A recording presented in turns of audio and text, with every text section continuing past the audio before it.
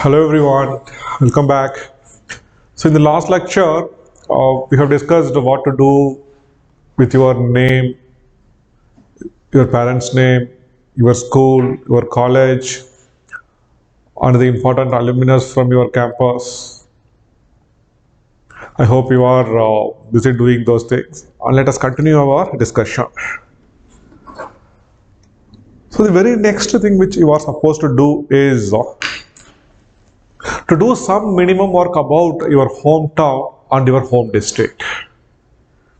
Irrespective of your academic career, as you are from a particular hometown, as you are from a particular district, you need to have a very good idea about all the aspects. In fact, right, you can just classify uh, this into the geographical settings.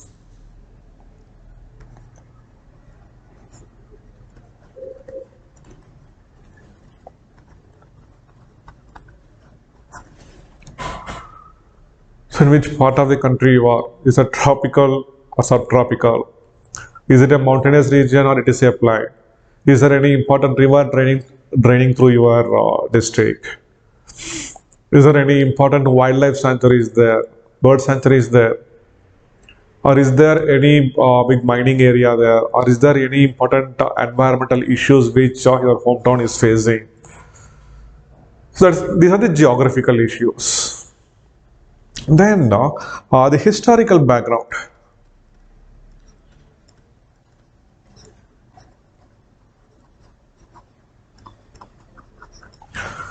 Here, one can even start from the prehistory.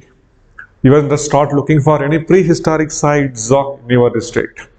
Paleolithic, Mesolithic, Neolithic. Then through history, what all the important things which happened in your district, important battles which were fought in your area. And then we are supposed to, then the political background, historical, political,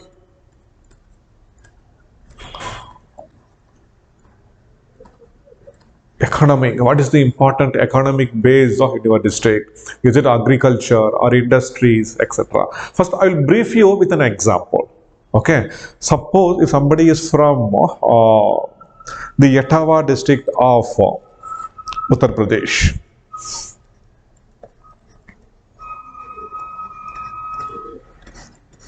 Etawah. It lies close to Agra. And it lies in the Gangetic belt. So first be thorough with the geographical aspects of your district. So Etawah district, it largely lies in the Gangetic plain.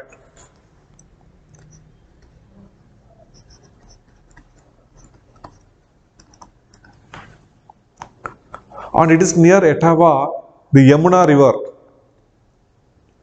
Confluences are Yamuna and the Chambal river. Confluences here. Okay, apart from that, right, there are few sanctuaries like National Chambal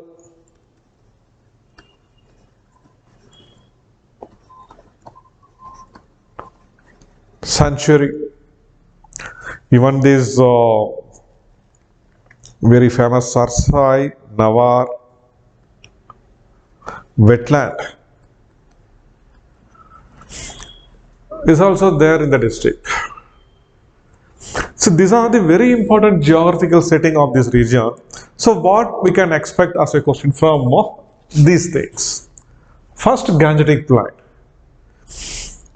To some extent, we need to have some idea about the formation of the Gangetic plain. Okay, what the floodplains here are called as. What is the old alluvium? What is the new alluvium? Is this Gangetic plain a single homogeneous landform? Or is this homogeneity gets broken by any other features here? About the Gangetic plain. Then see the Yamuna river and the Chambal river. There are too many things which we need to know about the Chambal river. the Chambal River and the Chambal ravines. And even we had a separate program called as a ravine area reclamation program meant for reclaiming the ravine lands. But now this project got it became a part of some other larger project now. But still we need to have, if you are from Etava, you need to have some idea about the Chambal ravines and though ravines are not there in Etava district, still Chambal River meets Yamuna somewhere near Etava, and this provides opportunity for your examiner to ask about the Chambal ravines. Then this Chambal National Chambal Sanctuary. This is known for a number of migratory and local birds. Here, though you don't have any interest in birding, your hobby may be some other thing. Your hobby may be cycling or some other thing. But still, as this is there in your district, you are supposed to know at least some five migratory birds and 5 local birds found in the sanctuary. Then comes this wetland. Now there are too much of opportunity for your examiner, for your board to ask a number of questions about wetland. What is a Ramsar convention? Then in this particular wetland, the very famous Saras crane visits this wetland.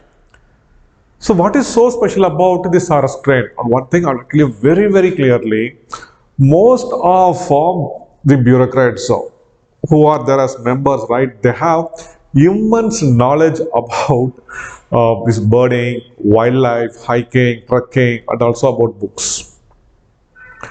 They are so habituated reading books.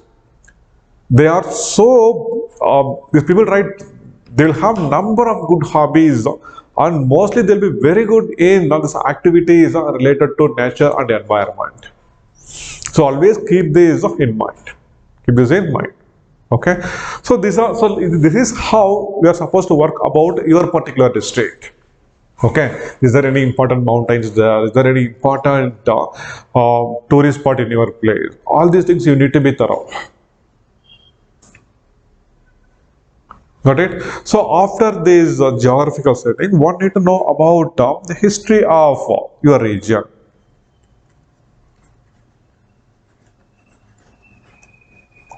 Historical background. We were discussing about the Etava district in Uttar Pradesh. There are some evidence for even Bronze Age culture in Etava. So there are few Bronze Age sites here.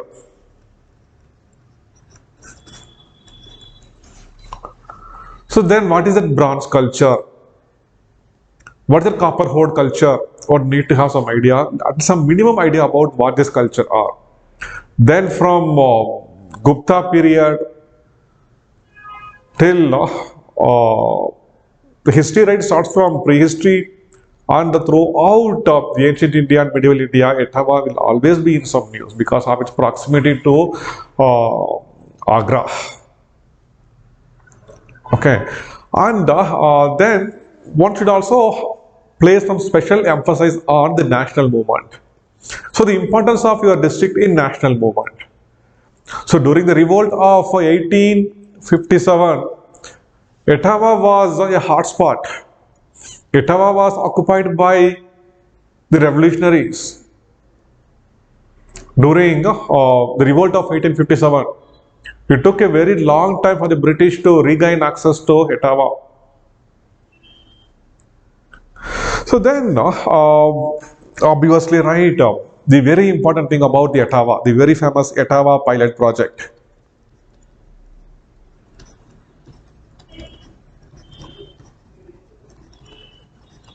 So what is this project? Etava is known for this particular thing in history, Etava pilot project. Then after finishing that, try to know at least some 10 important personalities. 10 important personalities from your district who had national level orientation or international orientation, and what is their economic and social contribution.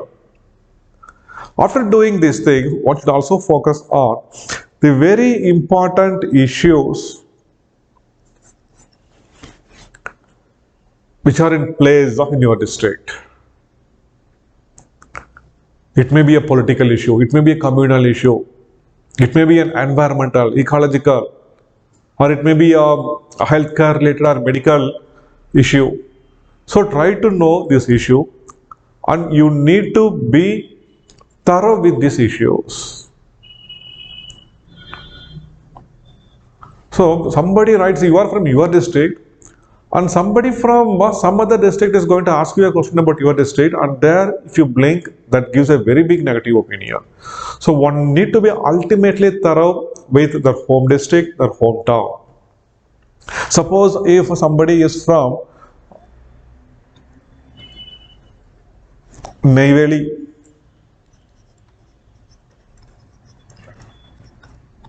in TN. This is a mining town. Neyveli is known for NLC, Neyveli Lignite Corporation, and the thermal power station. So here, one may not have any link with the mines or with the power station there. But it is because he is from that town, he need to have idea about the lignite resource or the lignite reserves in that place. How much they are mining. At national level, what is the contribution of Neyveli? How much lignite they are mining it, and what is the proportion of that in the lignite which is mined all over the country? I'll tell you, more than 80% of the lignite mined in the country comes from Neyveli. Then there are thermal power plants. What is the capacity of the thermal power plant? How much megawatt they are producing?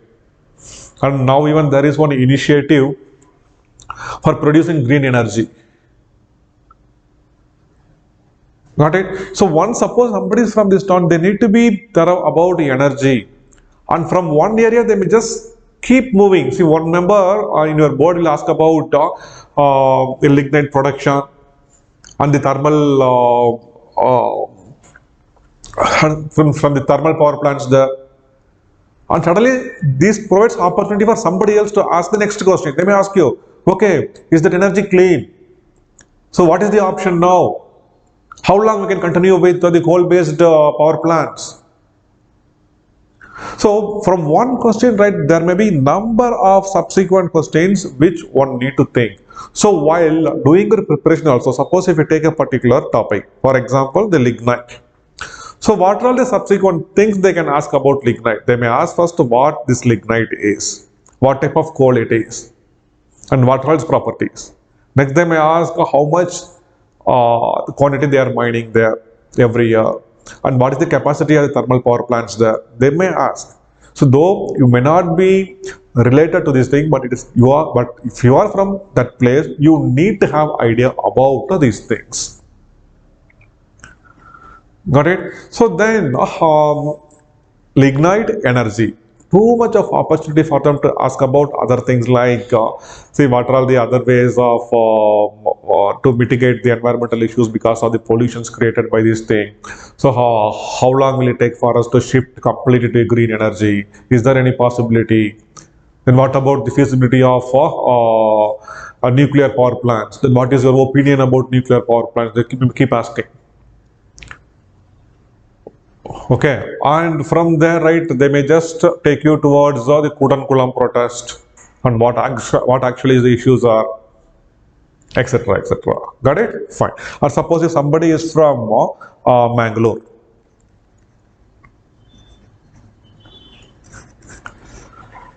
So Bangalore is a very important port town.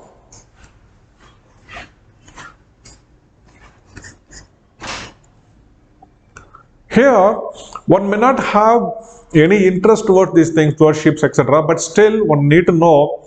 So, what is the average handling capacity of the Bangalore port, and what are all the products which it deals with, which it handles, whether it handles the mineral ores or whether it handles passenger cars or manufactured items, or minerals. What exactly is this port handling? So you need to have some idea about these things. So what exactly the port is, what is the handling capacity of the port, unlike also what are all the products which are mainly exported through this particular port. One need to be thorough with all these things. Okay, so this is how you are supposed to do some work about your hometown and about your hometown and your home district. So next, coming to the hobbies.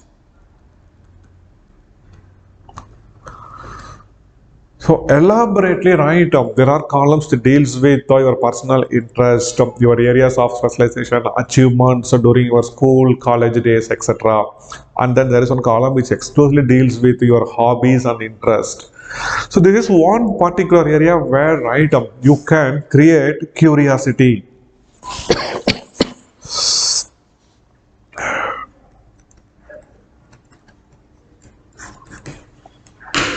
So earlier, there were times prior to 2012, I think, the DAF for your personality test, right? You'll be filling it only after the prelims. Only after the prelims, right? They'll once again you need to fill an application for your main examination. It is there you'll be filling in length about your hobbies, etc. So most of the people they'll consult few experts to choose their hobby. They'll say, okay, you take birding as your hobby, hiking as a hobby, trekking as a hobby, and try to do reading books, fiction books. So, but I'll tell you, this is one area where really, right, you can create some curiosity for your examiner, and it is one area to showcase your real personality. And this is one area where we have seen through experiences that a few people, right, they themselves will dig their own pit. For example, few years back, there was one student who was attending our mock interview, and one person from our board, they asked him, you have mentioned cooking as your hobby.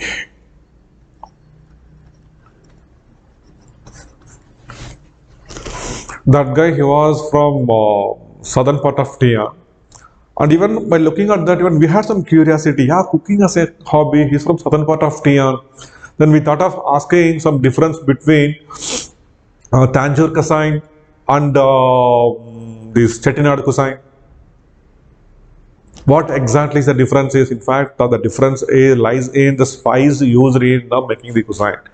In Tanjore dishes, they use red chili as the spice, and in Chettinad dishes, they use black pepper as the main spice. So we just asked him, oh, cooking is your hobby, guy. Man, what do you cook? That guy, right, to our surprise, he started thinking for a while, and he said, sir, I make tomato chutney at home. So funny, what tomato chutney? Man, is that a dish? See, it is you who have mentioned this as your hobby. UPSC is not insisting you to write cooking as your hobby. It is you who have mentioned cooking as your hobby. And when they ask you about some dishes and you are thinking, what does it mean? So once when you have mentioned something as your hobby, if that is your hobby, well and good. And if it is honestly, if it is not your hobby, but you have mentioned it, at least please try to do some minimum work. Earlier one person, right, he mentioned that reading books.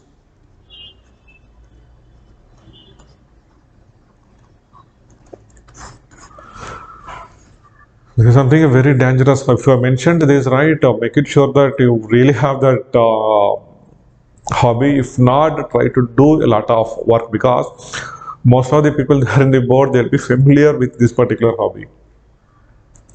And this guy, right, when he mentioned reading books as his hobby, again some curiosity. One person asked him in our board, so what do you read? That guy said, sir, I read love stories. Oh, that moment, right, we laughed, what, man? Then one person, another member said him, see, it is not, you should not say love story, man. You should say romantic fiction. Romantic fiction. Yes, sir, romantic fiction.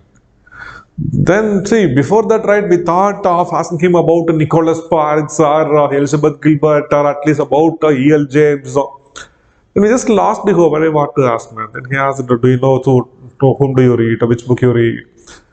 Uh, then he managed to say, some sir, I read some local author's book. See, if you mention particular thing, you are creating curiosity, and you make the board to expect something from you. And if you say there is nothing inside, oh my god, it will be so disappointing. So once when you mention few things, I'll tell you one more example. So one more person, he had mentioned photography as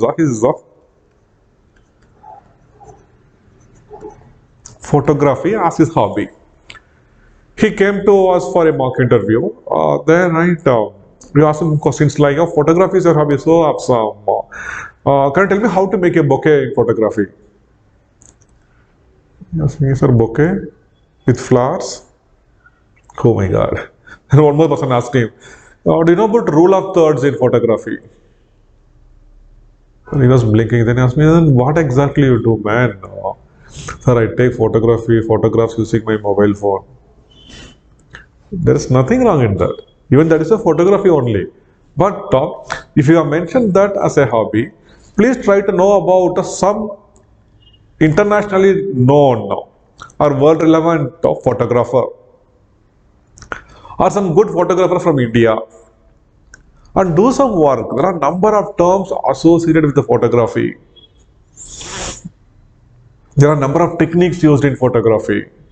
There are a number of rules in photography. So try to know about these things. At the same time, there were many who managed to score very fantastic marks based on these hobbies and how they impressed the members. There was one of our students who had, excuse me,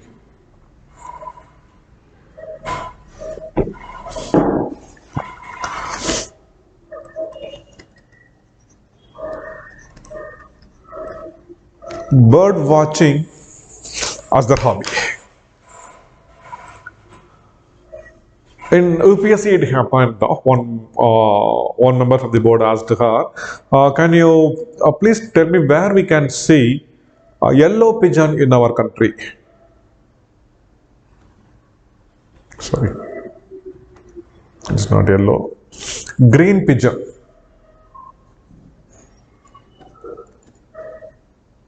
in our country.